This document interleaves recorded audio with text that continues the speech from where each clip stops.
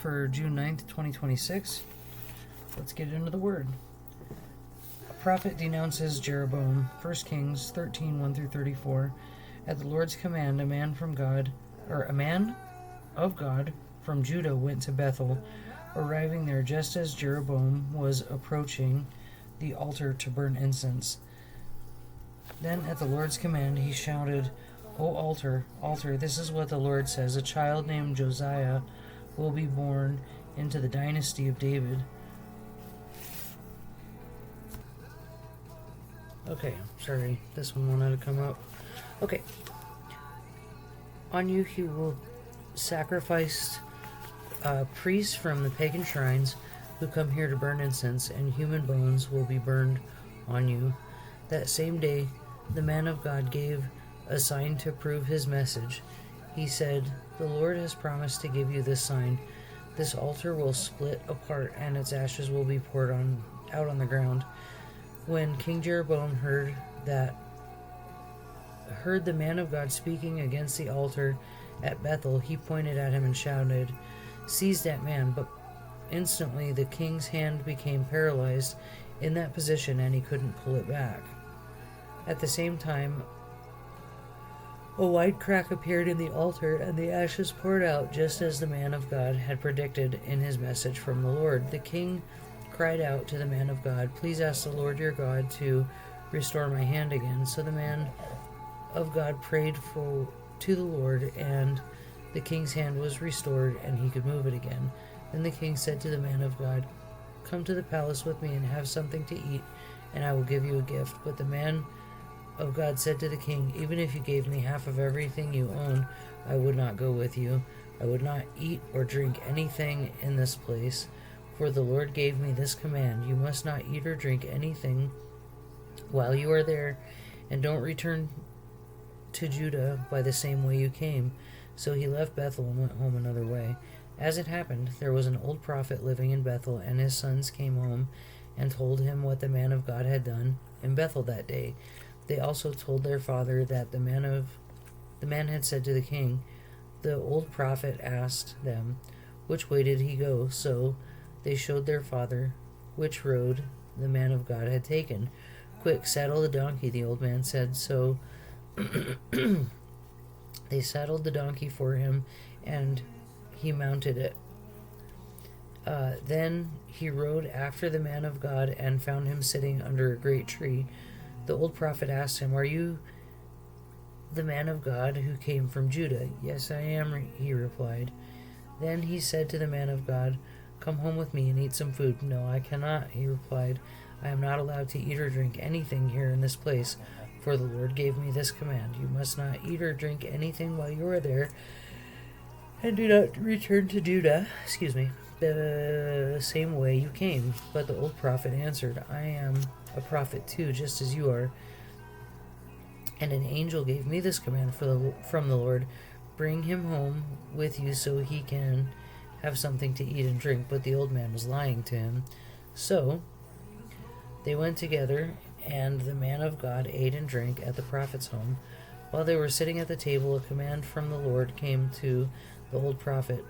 He cried out to the man of God from Judah, "This is what the Lord says: you have defied the word of the Lord and have disobeyed the command of the Lord your God gave you. You came back to this place and ate and drank where he told you not to eat and drink. Because of this, your body will not be buried in the grave of your ancestors." After the man of God finished eating and drinking, the old prophet saddled his own donkey for him, and the man of God started off again. But as he was traveling along, a lion came out and killed him. His body lay there on the road, with the donkey and the lion standing beside it. People who passed by saw the body lying in the road and the lion standing beside it, and they went and reported it in Bethel, where the old prophet lived. When the prophet heard the report, he said, "I'm sorry, it is so early in the morning. I've been up since 3, and it's almost 5, so sorry. I apologize for yawning." Okay, let's get back into it. Okay. "People ask my body, I'll probably live. When the prophet heard the report, he said, "It's a man of God who disobeyed the Lord's command. The Lord has fulfilled his word by causing the lion to attack and kill him."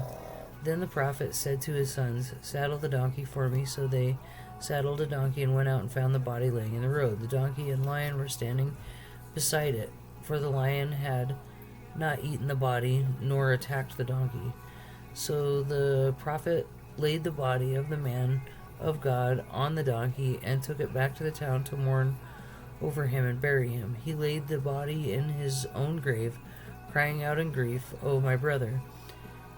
Afterward the prophet said to his sons, "When I die, bury me in the grave where the man of God is buried.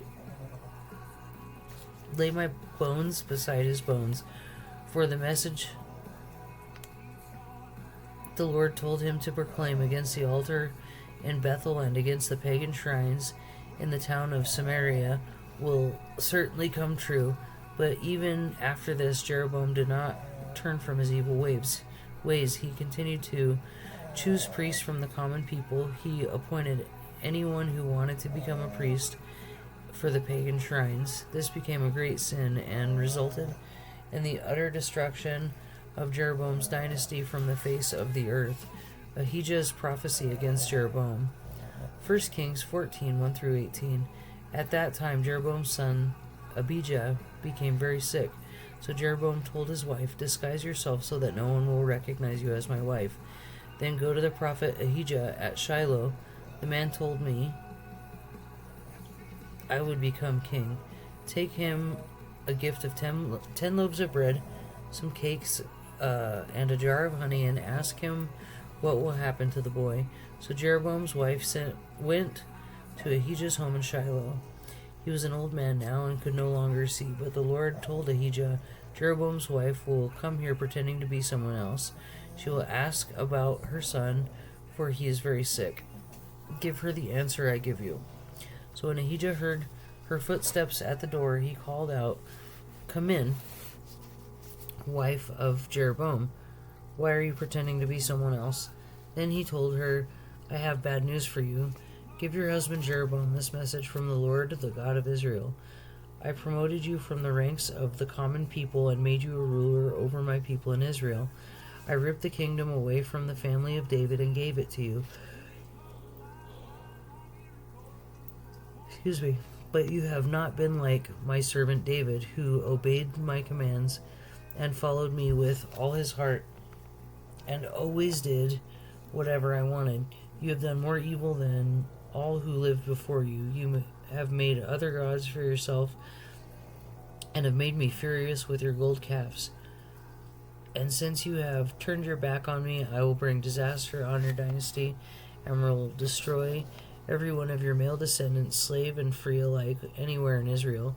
I will burn up your royal dynasty as one burns up trash until it's all gone.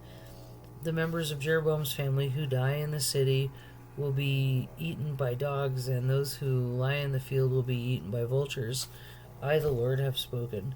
Then Ahijah said to Jeroboam's wife, "Go home, and when you enter the city, the child will die. All Israel will mourn him and bury him. He is the only member of your family who will have a proper burial, for this child is the only good thing that the Lord, the God of Israel, sees in the entire family of Jeroboam. In addition, the Lord will raise up a king over Israel who will destroy the family of Jeroboam. This will happen today, even now. Then the Lord will shake Israel like a reed whipped about in a stream.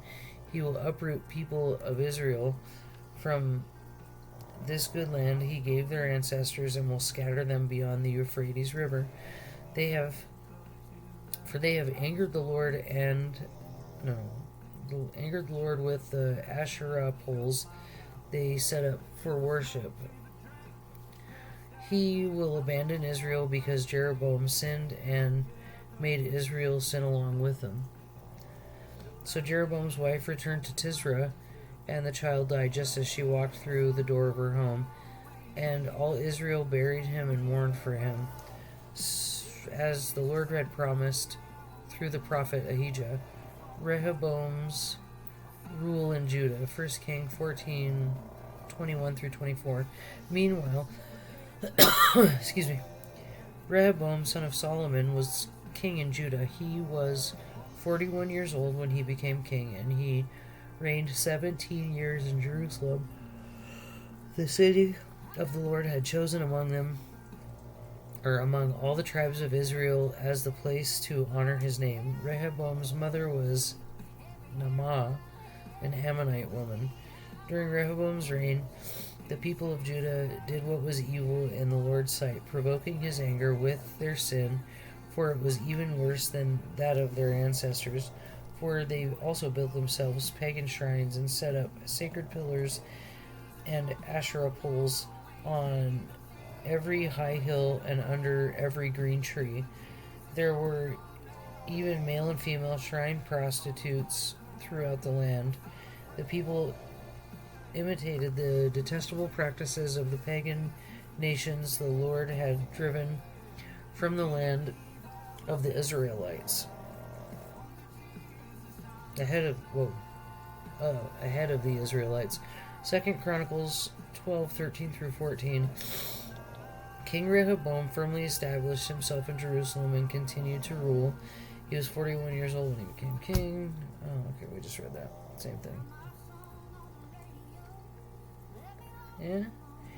He became 17 years in Jerusalem, the city of the Lord had chosen from among the tribes of Israel and place to honor his name.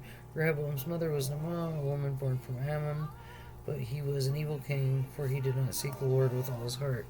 Rehoboam's family, 2 Chronicles 11:18 through 23. Rehoboam married the cousin of Melath, the daughter of David's son Jeremoth, and of Abihail, the daughter of Elab, son of Jesse. Mahalath had 3 sons, Jush, Shemariah, and Zaham. Later, Rehoboam married another cousin, Maacah, the daughter of Absalom. Maacah gave birth to Abijah, Attai, Ziza, and Shelomith. Rehoboam loved Maacah more than any of his other wives and concubines. In all, he had 18 wives and 60 concubines, and they gave birth to 28 sons and 60 daughters.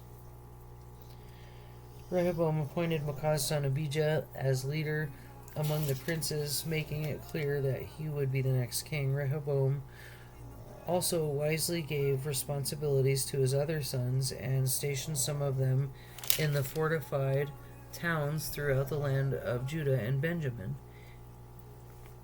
He provided them with generous provisions, and he found many wives for them. Egyptian invades Judah. 2 Chronicles 12:1 through 12, 926 BC. But when Rehoboam was firmly established and strong, he abandoned the law of the Lord, and all Israel followed him in this sin. Because they were unfaithful to the Lord, King Shishak of Egypt came up and attacked Jerusalem in the 5th year of King Rehoboam's reign. He came with 1,200 chariots, 60,000 horses, and a countless army of foot soldiers, including Libyans, Suckites, and Ethiopians. Shishak conquered Judah's fortified towns and then advanced to attack Jerusalem. The prophet Shemaiah then met them with Rehoboam and Judah's leaders, who had fled to Jerusalem because of Shishak. Shemaiah told them, "This is what the Lord says. You have abandoned me, so I'm abandoning you and Shishak." Then the leaders of Israel and the king humbled themselves and said, "The Lord is right, doing this to us." When the Lord saw their change of heart, he gave a message to Shemaiah. "Since the people have humbled themselves, I will not completely destroy them, and will soon give them some relief. I will not use Shishak to pour out my anger on Jerusalem, but they will become his subjects, so they will know the difference between serving me and serving earthly rulers."